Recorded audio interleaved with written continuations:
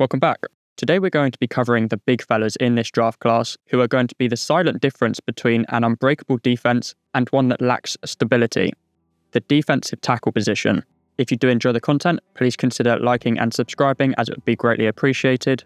I'm only going to go into detail on the top 10 in my ranking, but if you have any questions about anyone who missed the cut, especially these 4 guys on screen who I did watch on film, definitely feel free to comment below.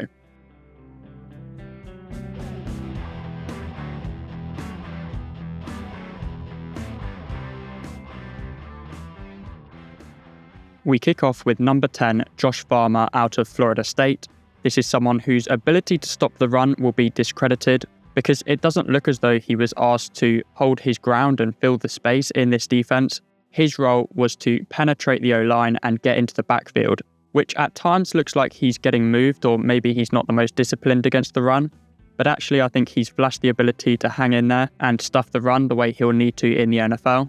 Plus, he has enormous 35-inch arms with a decent blend of burst and power, which makes him an efficient pass rusher. He doesn't blow me away in any one category, but I could definitely see this guy being a solid starter in the league. At number 9, I have Kenneth Grant out of Michigan, and what's funky about this one is that on paper, Grant is right up my street in terms of what I look for in a defensive tackle.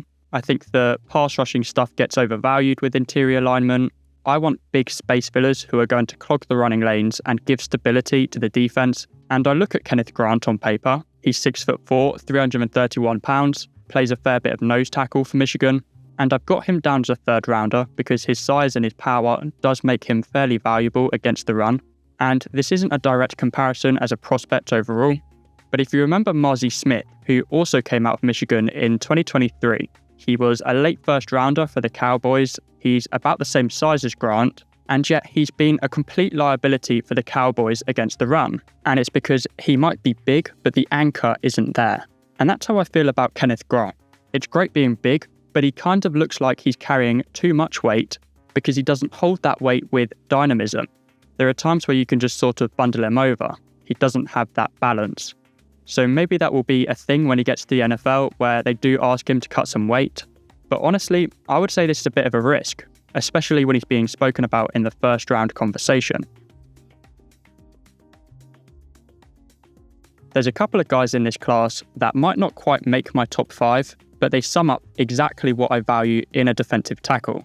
And one of those guys is Jordan Phillips out of Maryland, because this is a guy who people are not going to be scared of sleeping on. He's not going to make you jump out of your seat when you watch the highlights. He has sub 32-inch arms. He had 0 sacks for Maryland in his last 2 seasons. There's just no flash, so why do I like him? Well, because I think he can give a defense stability. And when I say stability, I mentioned the Cowboys, and Mazi Smith is part of this problem. The Cowboys are a defense who have 7 guys who are the icing on the cake, but they don't have the cake. And what I mean by that is that they have all the flashy, talented guys, Micah Parsons, Trevon Diggs, Oza Odigizua, all of these guys make plays. And yet, every week last season, you watch the Cowboys get battered defensively, and it's because they don't have the stability on the interior. The defensive tackles and the linebackers are flash, but until they have players at those positions who clog the lanes, they will continue to look weak. Now, someone like Jordan Phillips in the mid-rounds would be a step in the right direction. He's not the biggest, but he's pretty stocky, and more importantly, he has the core strength to hold his ground and not get moved. At number 7, I have Tyleik Williams out of Ohio State. I won't overcomplicate this one. I don't think he'll get slept on. I don't think he'll get overhyped. He kind of just is what he is, which is a big run-stuffing defensive tackle, and most likely a nose tackle in a 3 for the most part. He doesn't really provide any pass rushing value, and his core strength doesn't blow me away, but he's effective. He's big, powerful, fills the space, and will quite literally fill a hole for a defense.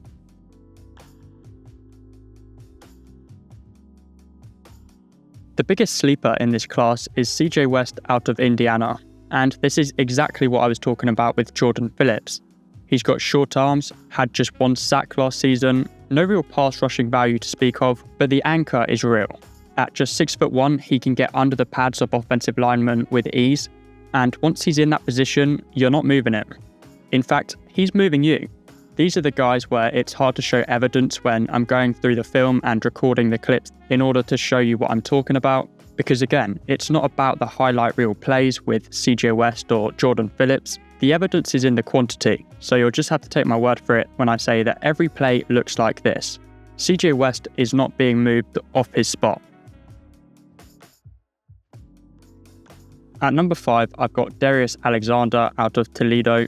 Toledo is the same college that first-round cornerback Quinyon Mitchell came out of last year, and you may remember that the lack of competition was a concern for him, and the same goes for Darius Alexander. Alexander is one of 2 or 3 who I actually considered at number 1 because he does look so powerful. I haven't seen his date of birth officially confirmed, but he'll be 25 by the time the season starts. So usually you just ignore the age of the prospect because who really cares about the difference between 21 and 23 in reality? 25 is getting to the point where in the back of your mind, as a GM, you are thinking, we're signing this guy to a 4-year contract. By the end of that, we have to start thinking about how long he's got left. Should we be finding younger solutions before it's too late, as opposed to drafting a 21-year-old and not having to think too much about that position for the next decade? So between that and the slight risk that maybe against significantly better competition, he looks a little bit lethargic or the power isn't as impressive, he just barely fell to the second round in my evaluation. But ultimately, regardless of competition, he's still moving grown men. I think his pass rushing ability will look a lot less impressive in the NFL, but I think his power and his length is going to make him pretty tough to run the ball through.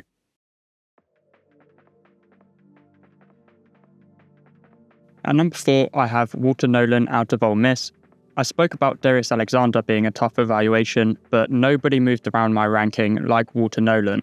At 6'4", 296 pounds, he looks very lean for a defensive tackle, and I hate the idea of drafting a guy in the first round, misjudging the jump in competition, and suddenly you realise you've drafted a sub-300 pound defensive tackle who is a bit of a liability against the run.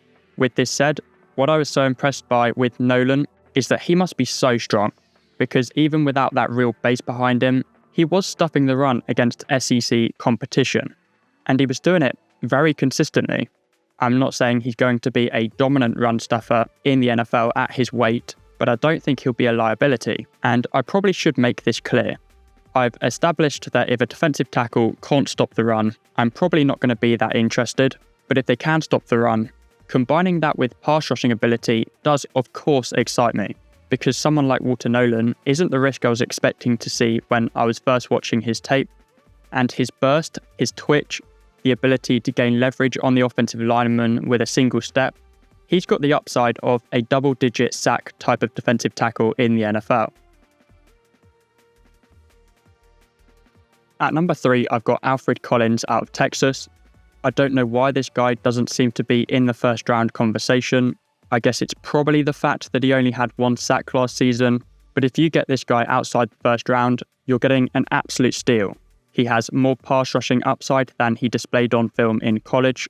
Sometimes I feel like he's just carrying too much weight, because he seems to have some impressive burst about him, but then on some plays he's a bit more sluggish. I saw him end up on the ground far more than I would like. So there might be a little bit of risk involved, but if he goes to a team that knows exactly what needs to be done, knows how to help him get in shape the way he needs to be, Collins could easily be the best defensive tackle in this class. He's 6'6", he's got 34.5-inch arms, and especially when it comes to stuffing the run, he's simply too much for the offensive line to handle. Too powerful, too strong, too big, he's just dominant. At the very least, you should be getting a good run-stuffing defensive tackle in the NFL, but the upside is through the roof. At number 2, I have Mason Graham out of Michigan. What's interesting about this one is that if I didn't know any better, I would think Mason Graham is a prospect who would get slept on, because this is similar to a Jordan Phillips or a CJ West. He's only 296 pounds for a start. I think he must have shredded some mass for the combine to get down to that number, because he doesn't look like that on field, although he didn't run a 40, so I don't know why that would be. He's got 32-inch arms, which is very short. He had 5 sacks last season, which is probably why he does get some attention. He lacks length. He's not quick off the line. I don't think his pass rushing translates to the NFL. What does translate is the power, and it's confusing because he didn't bench press that well considering the short arms, which usually leads to a higher number. He's £296, so where that power's coming from, I don't know. But I would be an idiot to look at some numbers and ignore the fact that his power and his strength on the field looks unmatched by anyone in this class. He's been an immovable object in college, facing pretty strong competition, and I have to think that translates.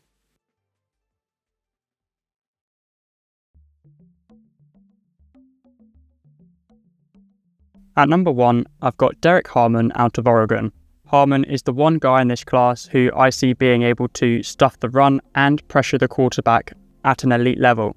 He's got long arms and he's got very strong arms, which allows him to manipulate the movement of offensive linemen with ease. He flies off the line, very explosive. I find him very reminiscent of Christian Wilkins in the way he moves, the way he gets off the line. He can get pretty wide in the pocket in his pass rush and find his way back to the quarterback like a magnet. Nobody had more pressures than Derek Harmon, and I can see why. His pass rushing ability jumped off the tape to me, but eventually I saw enough examples of him stuffing the run to where I realised that this isn't just a pass rushing specialist. He can do both. Where I go back and forth between Harmon and Graham is that Mason Graham has this real thick lower half to him, which is why he looks so hard to move. Harmon doesn't have this. I would say his power is more having very strong arms, but that's not to say that he doesn't have an anchor or that he can't stop the run, because he absolutely can. Harmon is the closest in this defensive interior class to someone worthy of a top 10 pick.